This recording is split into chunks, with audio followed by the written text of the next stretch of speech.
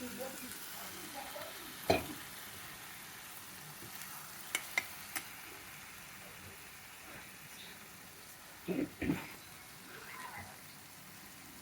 అండి, అందరికీ నమస్తే.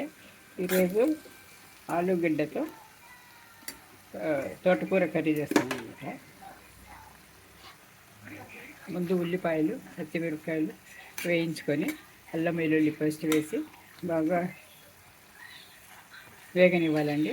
అది వేగి పచ్చివాసన పోయే వరకు వేగించి తర్వాత ఆలు, టమాటా ముక్కలు అన్నీ వేసుకోవాలండి.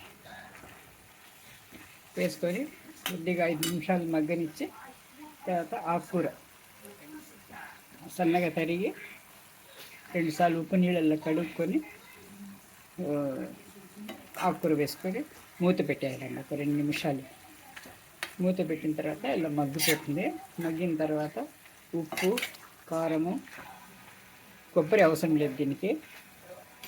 ఉప్పు, కారము, కొద్దిగా ధనియా పొడి, పసుపు వేసి ఒక 5 నిమిషాలు పావు గ్లాస్ నీళ్ళతో వేసుకుంటే, నీళ్ళు వేసినా పర్వాలేదు, వేయకున్నా పర్వాలేదు, అలాగే వేసుకోవచ్చు. నేను కొద్దిగా వేస్తున్నాను, ఎందుకంటే ఇది చపాతీలో కలపాలి కాబట్టి.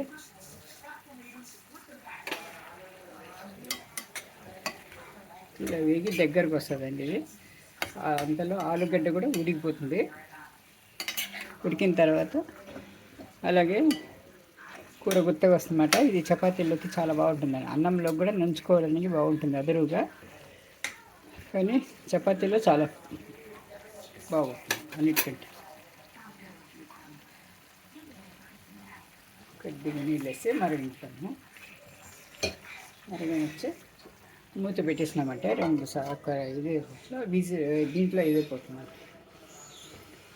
2 నిమిషాలు. ఇదండి.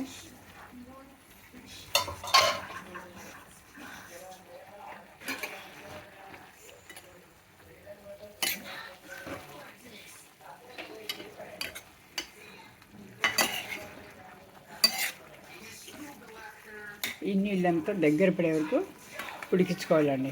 మీరు ఆలు ఒకటే సగం ఉడికింది, ఆకుకూర అయితే ఆవిరి మీదనే ఉడికిపోతుంది. ఆలుగడ్డ కొద్దిగా ఉడకాలి, చిన్న ముక్కలు కాబట్టి ఉడికిపోతాయి.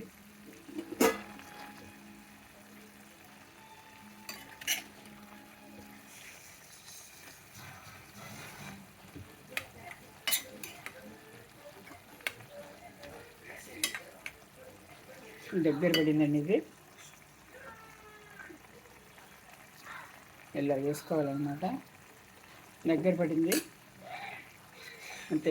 కొన్ని నిమిషంలో దించేస్తే ఆలు తోటకూర కర్రీ రెడీ. చపాతీలకి చాలా చాలా బాగుంటుందండి, చేసి చూడండి మీరు.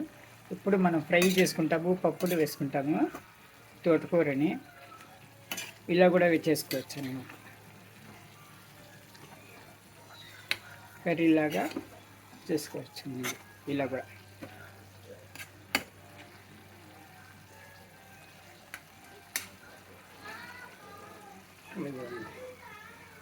ఇలా దగ్గర వచ్చి ఇది అయిపోతుంది, బాగా దగ్గర అయితే కూరలాగా గుత్తంగా వస్తుంది, షైర్వత ఉంటుంది, బాగుంటుంది అన్నమాట.